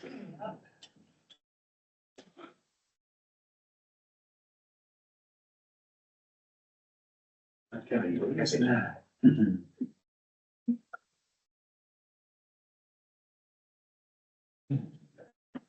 So on. Scrabble from the next page.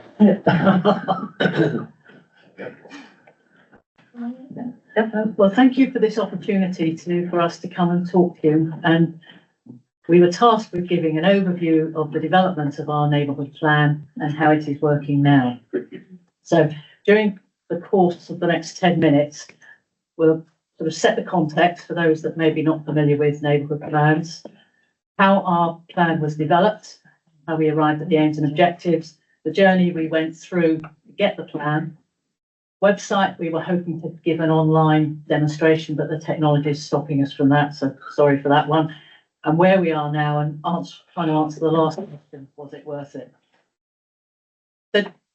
The next couple of slides are taken from the actual introduction section of our neighbourhood plan, which was to give the reader an idea of where the neighbourhood plan sits in the planning system. And you probably can't see it, but it's the bottom but one on the left-hand side, which is it's a planning document at a very local level, but it has the same weight once it's adopted as the other plan, which is the local plan and the planning policy framework above it, together with legislation and case history. This was setting expectations of what a neighbourhood plan can and can't do. I hope you can read it all, but we are going to circulate this set of slides so that you don't have to gobble through now. But again, this was so that the readers, particularly our residents, could understand exactly this wasn't going to be a panacea for all the issues. We developed the plan through 3 stages. The first stage is getting the neighbourhood plan area designated, and then the long section, stage 2, is the hard draft, which is probably similar to work that has to be done for a local plan. And it's about establishing what the issues are, what the aims and objectives are going to be, and then developing and evidencing the reason for the policies. And that section finishes with a sort of the first formal public consultation of the draft plan prior to it going to the local authority, who then take out their own 2 consultation processes. And once they're happy, they then select an independent examiner who examines the plan and casts the rooms and decides, is this plan fit for purpose? If so, it can go out to public referendum, goes out to public referendum, and if at that referendum it's accepted, it's then adopted by the local authority. So that it's a very condensed step through of the actual end-to-end process. So this was our stage one, and it was the parish of Braunton that was designated, and that was signed off in June 2016. Following the designation, the steering group was formed in August 2016, and the first year, going really up to the end of 2017, was about doing the spade work, understanding what a neighbourhood plan is, where it fits in the legal frameworks, preparing for the first consultation with the community to help understand what they wanted to see in their local plan. During that year, we undertook 3 consultation drop-in sessions where people responded to the displays, and we asked them at those sessions along the lines of, what was the parish like 10 years ago? What is it like now? And what do you want to see in 10 years' time? And that was to try and get their thinking processes going so that they could think forward. As a result, we had a lot of feedback, which the steering group, the volunteer steering group, actually worked through. And we completed it at the end of 2017, but it generated a lot of responses that was literally overwhelming. I can't put it any other way. And what started coming home to roost very clearly was that we all lacked knowledge, drafting planning policies. How do you respond to these issues? The time commitment is onerous, to say the least. And we kind of lost our way. And then that was compounded when we lost the then leadership. So, one of those moments. In 2019, we relaunched. We got new leadership and we took a new approach to this process. And I think the one that really was the unlocking for us was when we were able to identify planning consultancy that helped us in the stages of identifying funding from locality, which would fund a consultant, and also the Tracy and I took the view that we would start running this as a programme of work under almost a formal programme methodology, where we put together a programme of what it would be, how it was going to be run, a meeting, etc. And we developed what we called here a business model, so that where we had all this plethora of work from 2017, we condensed it down to what were the core themes that had come through that residents wanted to see addressed. And it was those responses that we also used then to develop into, if you like, a set of requirements for each of the core themes. And it was those that we used during the workshops to work up all the sets of policies. So this is the little, what we call the business model. And again, this is can be found in the introduction. And the themes that came out were around housing, economy, built environment and natural environment. But the overall objective from people's responses was that they wanted a parish that would maintain with still its sense of community and its character. That was very important to people, and that came out time and time again and was a consistent theme as we went through subsequent consultations. In each quadrant there's also some very high level objectives that people wanted the policies to achieve. If you go online, you can find it all there. All right. But we're sent this slide today. So we worked through with our consultant and a core group of volunteers. And we had the first draft of a plan completed by the beginning of April 2022, which we then put out for the first formal public consultation. And then following that consultation, we had to revise it. And then a final draft was formally adopted by Braunton Parish Council in November 2022, at which point it was submitted to North Devon to go through their regulation examinations. I should say probably at this point that up to this point and beyond, Elizabeth and her colleague Mark Alcott, Philippa McIntosh, Jamie Jays, and Mark Saunders were all extremely helpful in the drafting of policies and in giving guidance and advice, as well as Stuart, because we have to fit with the local plan. So it then went out to the independent examiner who had been selected by North Devon Council. That individual examined our plan and, following some further clarifications, published their report and recommended that we would go to referendum. We went to referendum on the 7th of September and we were at the count, and it was a yes vote. 90% of the voters said they wanted this plan adopted. So at that point, the neighbourhood plan became a legal document with the same status as the local plan. And it was in October, I think it was the 4th, something like that, that it was adopted formally, which meant the plan was made by North Devon Council. So now sits alongside the local plan. But the neighbourhood plan gives, I've got to get this word right, specificity to our neighbourhood with policies. I think I've alluded to some of these critical success factors. Having Stuart work alongside us, it gave a real boost in confidence. He was able to translate technical concepts into easily accessible. He gave good advice and guidance, and one was layout was get your policy on one page so it can be seen, and also the reference of where it fits with the MPPF and local plan policies. And then behind that, it's a justification with all the evidence links. So that was crucial. Tracy and I worked, it was like a project management team, wasn't it? Yeah. Regular contacts, checking up on people, making sure deadlines were kept, and it worked. We had a cycle of work, each theme worked through, reworked, done. Theme 2, etc., went on through.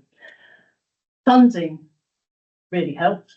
It paid for our consultants, helped us build the website, and also the publication of the document, which was the design guide and the housing need assessment, which they've got underneath. You can see there's 3 guides. The design guide and housing needs assessment are part of the neighbourhood plan set. The master plan is still yet to be enacted. And at the centre of all this was a core team of dedicated volunteers, all residents, who worked on this non-stop for that time frame. And we wouldn't have got the plan out if it hadn't been for them. This is where we were hoping to take you through the website. Liddy.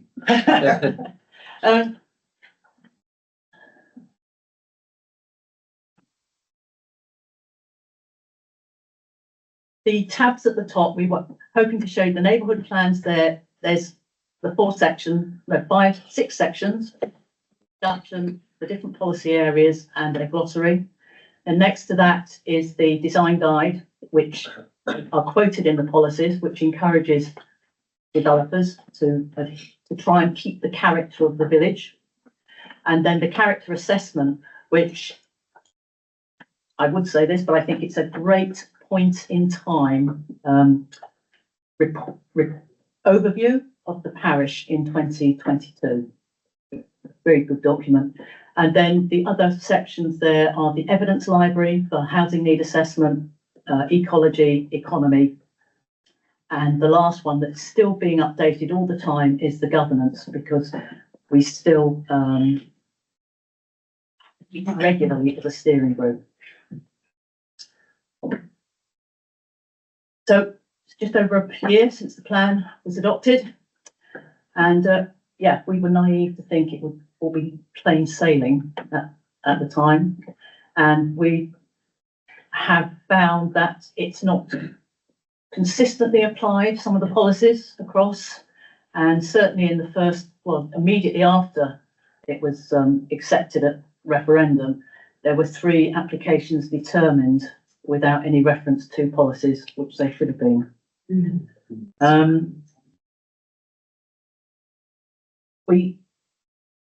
Following the referendum, the steering group decided they wanted to carry on monitoring progress.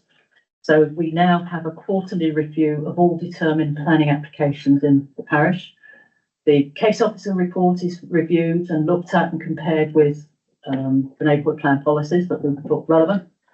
And we have an opportunity to raise those at a meeting before the quarterly review with the steering group, with Elizabeth D and her colleagues, where we can discuss determined applications. And more importantly, Elizabeth and Mark keep us up to date on new changes in NPPF and planning policies that we need to be aware of. On a positive note, the last quarter review that we did, which was for July to September, we're seeing a greater increase in case officers' reports referring now to our policies. And indeed, in some cases, some of the policies are coming through into conditions, which is encouraging. But this really is an ongoing process, we think.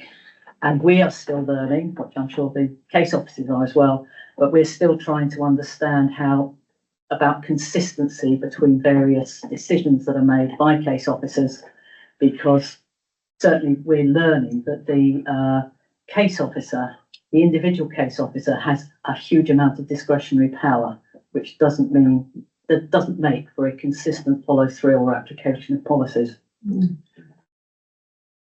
What's it worth it? The quote at the top is taken from the executive summary, the independent examiner's report. And when the team that produced it read that, we said, yes, it was worth it. We have produced the document that the residents wanted for their parish. So we took that as a positive. If this neighbourhood plan continues applied, and the policies and associated documents achieve what the residents stated for their vision in the next few years, then yes, it would have been worth it, but it's still early days. So thank you very much for listening. Any questions?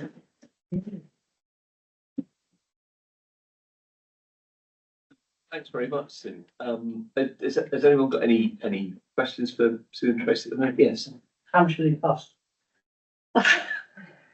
Yeah, that's difficult to say. We drew down the total amount of funding, which was £18,000 in money, but also the technical funding was ACOM, who were a consultant that was taken on by locality, and they actually did our design guide and did our housing needs assessment. We don't know what the actual costs of those were, but they would have been in the thousands as well. So Approximate sort of figure. maybe about 30,000. Yeah, for you directly. No, it was all funded through locality, but the cost of like the consultants, the websites, the publications that we did, that was like the funding that we drew down in cash. But also we got technical support through locality, and they took on their consultant ACOM, who drew up our bigger documents. The technical support is well worth pursuing, particularly we found for the housing need assessment, because it actually looked at our parish and gave some excellent detail as to what the true need is. And although Braunton is, most people are in work in Braunton, it doesn't mean to say it's a wealthy parish. And we do have housing issues for particularly affordable, secure, rented accommodation. And that's an ongoing battle, for want of a better word. But the housing need assessment is a very key piece of documentation, and it is more recent than the North Devon Headner? Yes, Headner. Thank you. Jeff, just one more question. I'm keen to get out before they lock the gate. Just to say that, like everybody else here, I'm absolutely awestruck. Yeah. You do deserve a lot. What I would be interested in is to see how this moves into the way that North Devon pursue their planning policies, and what what comebacks you've got if they in fact fail in that. I'm sorry, I don't use the word fail in the pejorative sense, but not quite meet what you expect from them. But honestly, is it permitted to say gobsmacked? No, absolutely amazing. Well done. So this, yeah. Can I just, sorry, I know we all want to go, but can I just reiterate that through working with both Braunton and Georgetown, it's very clear that you do need people who have a lot of determination and can spare the time to get this through, because it isn't an easy task, and I take my hat off to Sue and to Maggie and Jane, etc., for the work they've done. Yeah, the past few And years. to the car. I'm very much hoping that, you know, as other parishes develop their neighbourhood plans, that, you know, your example and Georgians and Linton and other places who've done it, that you can share your experiences so that so there's a sort of bank of knowledge in North End around those how to put together neighbourhood plans. But lastly, this evening, it's the money. So John is going to talk to us about the double council tax that's being charged on second homes and how that will affect your presets. Sorry, Pete, I just have one quick question. It's just an interesting one. Does it offer any protection? So after that 8-year process, under hostile applications under the 5-year land supply issue, does it offer additional protection? We're in the same position as a local plan. Okay. Can I jump in very, very quickly? If you adopted a neighbourhood plan which has additional housing allocations, then there is a certain amount of protection for, I think it's 3 years, I could be wrong there. There is an element of protection, 3 years. but you have to allocate additional housing. Okay. So thanks, John. Lovely, thank you, Chair. Good evening, everybody. I've got the graveyard shift, so I'll try and be as quick as I can because I'm conscious the Chair wants to get out of the car park. I'm just going to give a very quick update on the second home council tax premium and how that impacts the tax base, which obviously impacts all of you in terms of town and parish councils and setting your precepts and councils for next financial year. I'm John Triggs, I'm the Council's Director of Resources and Deputy Executive, and I head up the finance team. So a lot of the tax-based information is calculated in my team and then is sent out to yourselves. This council adopted back in January 24 that to introduce a premium of 100% for all dwellings which are unoccupied but substantially furnished. That was introduced under the Levelling Up and Regeneration Bill, and that gained royal assent in October 2023, but for adoption from the 1st of April 2025. What does that mean? That means that there'll be 100% premium charged on those second homes that fall under eligibility. So it's not all second homes, because there are some exemptions come into play. In terms of what that means for your council tax base, this is the council tax base for the current year, 24-25, for all of your town and parishes. So some of those numbers you'll see and recognise for your individual town and parish. The column that's underneath 97.5%, that's the budgeted collection rate that we build in when we set the council tax base. So that's numbers that you'll all recognise. Those numbers do change slightly each year. So when you get your new draft tax base, often there are some ups and some downs depending on various discounts and movements in properties, new builds coming in, empty properties, etc.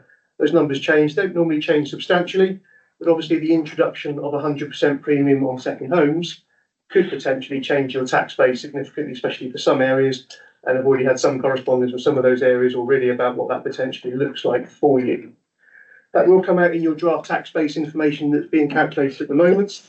That starts at the end of November with the information we get from the valuation office, and then the draft tax base is being built up, and that will be available sort of mid-December time as per normal and communicated out to all town and parish councils prior to that being set at our full council meeting in January. In terms of the impact on the tax base, currently we've got just over 2,100, which is under 2,200 homes classed as second homes in the whole of North Devon. So the overall tax base for North Devon is around 35,000. So potentially there's a couple thousand properties that could increase that tax base further. They're currently in the tax base, but obviously if there's 100% premium, that's another 2,000 potential properties on the tax base spread across various towns and parishes. That number's grown quite considerably. It was around 1,800 this time last year. And I've also included the business rate holiday lets on there because there's been a bit of a shift from business rate holiday lets back into the council tax base, where businesses that were previously registered and getting business rate relief, some of the new legislative changes on business rates where they've got to demonstrate how many nights they're letting, etc., has seen a shift of properties from business rates back into the council tax base. So that's seen a bit of a shift. That shift may change again moving forwards because they might flip-flop between council tax and business rates, especially with the premium coming in, because they might then go back into business rates where they then get the small business rate relief again. There are also various other exemptions and changes that might affect this number of 2,187. If there are properties that are currently going through probate and executors, then again, they wouldn't be charged a levy. That we sorted out through the normal executor route. Also, if there are some within that have planning conditions, where some of those second homes may have conditions where you can only live in them for say 10 months of the year, they will fall outside of the premium as well. We also think there'll be a move from some of those properties from business rates back into business rates from council tax. And also, if the properties are being actively marketed for sale, again, they wouldn't attract the levy either. So potentially there are some adjustments that we need to take into account when setting your tax base for next year, to take into account some of those knowns that we know already. And that potentially changes the 2,100 figure by about 15%. So quite a big calculation that takes place when we do the council tax base. You probably can't see those numbers, but it starts off at the very top here in terms of the total number of dwellings that we have from the valuation office list. That gives us the total number of properties, which was about 49,000. And then there's various adjustments that are done that take into account things like single occupancy discount, council tax support, various other exemptions and discounts. And then in the middle here, we have various premiums, and that's where the premiums for the second homes council tax will be added in. So sitting beneath this calculation, which is 35,000 properties for the whole of North Devon, is one of these for each of your town and parish council that builds up your tax base. So the premium on the second home council tax will change and will vary depending on which parish and town we're talking about. But for some of those towns and parishes, it's a significant number. In terms of where do we go from now to you getting your tax base, obviously the tax base information will come out to you sort of around mid-December once that's been finally drafted. That will go forwards to our full council to ratify in January and be finally adopted. But obviously you need that number in order to set your individual town and parish budgets. So normally in this time of year, if you haven't got the final tax base yet, you'd be using presumably the previous year's tax base, starting to build that up as part of your budget setting. And then if you're retaining your Band D council tax at the same level, you'd normally then be calculating what preset demands you'd be sending through to the district council to add into your council tax. But obviously this number on second homes, you may not necessarily know yet. Some of you have contacted me directly. I know Rob has, Daniel has, and have asked for some indicative numbers because the team are still working through those. The team have gone through each town and parish and have identified potentially which second homes it does relate to. So we have got those indicative numbers. So if you would like those, obviously drop me a line and we can get a draft number out to you in advance of the tax base. That gives you an idea of the number of properties within your area that might fall into this category. That gives you a better idea for your individual town and parish council budget setting. And then obviously you've got an increased number then in terms of your budget setting moving forwards for you to set your preset and send that back to us in the normal way in the new year for us to build into the council tax setting. So we will then move forwards and obviously send those draft tax bases out to you. Full council will ratify the tax base in January. And obviously the impact of those second homes that increase your tax base will increase potentially the amount of revenue that comes through to each of your town and parish councils.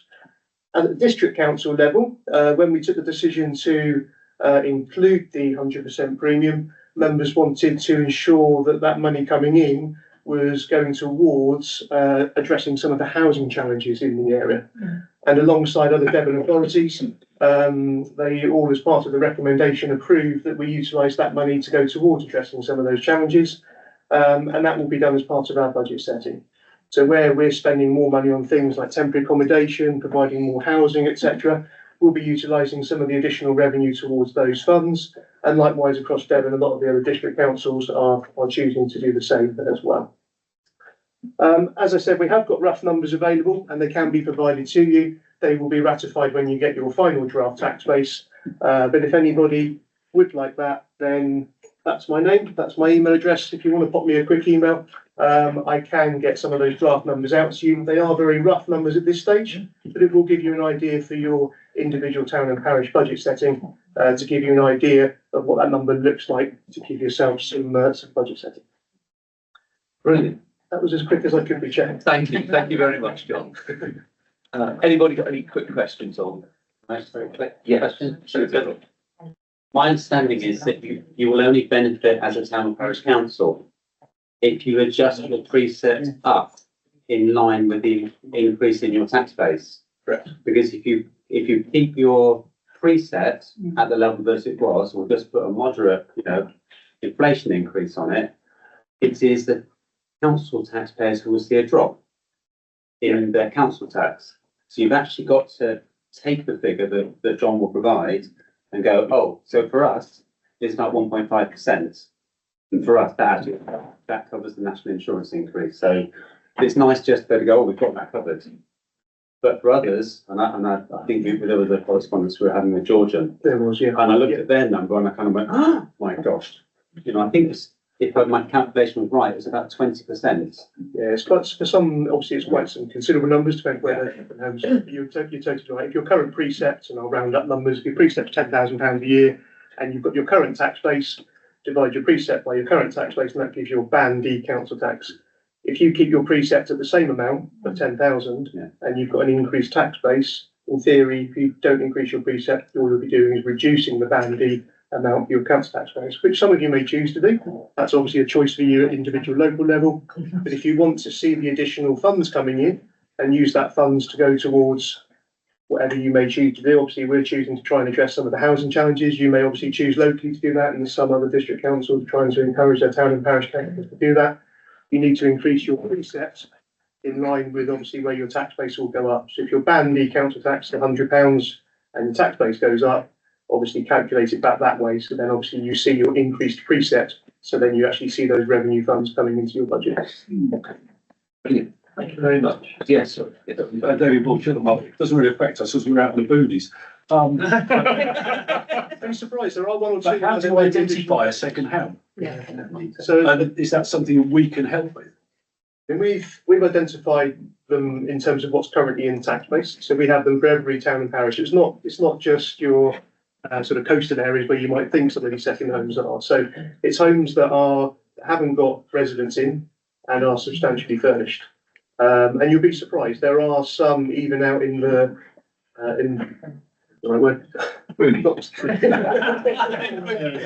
where even some of those smaller town and parishes do have one or two that fall into that category as well. So I think the majority of our tax base list has got second homes in pretty much every area. So it'd be interesting to find that out. Obviously, if you want to send me an email and I can send those details out to you.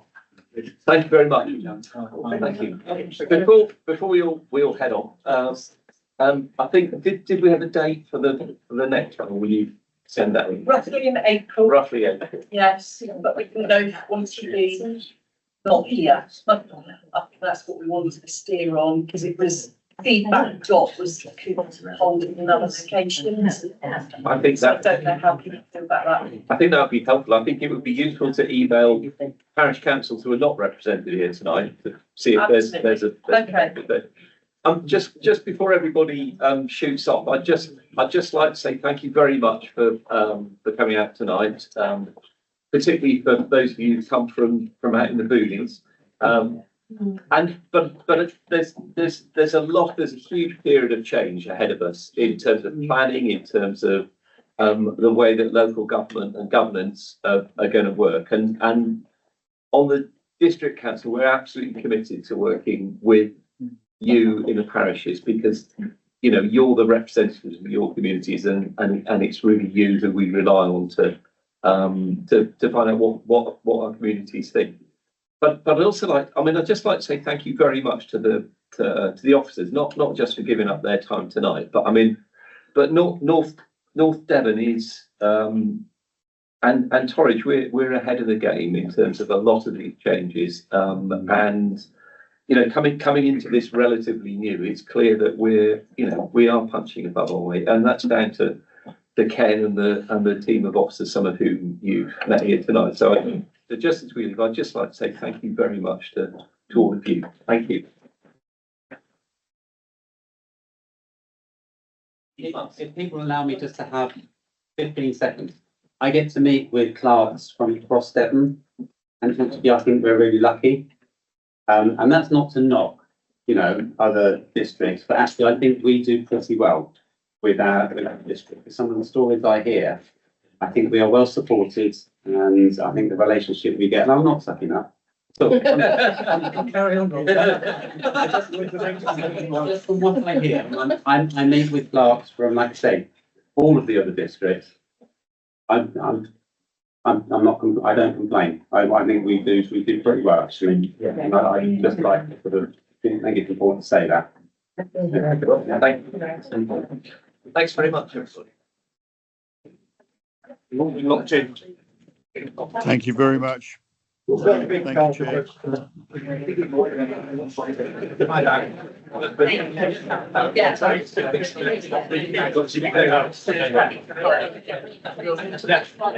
Yeah.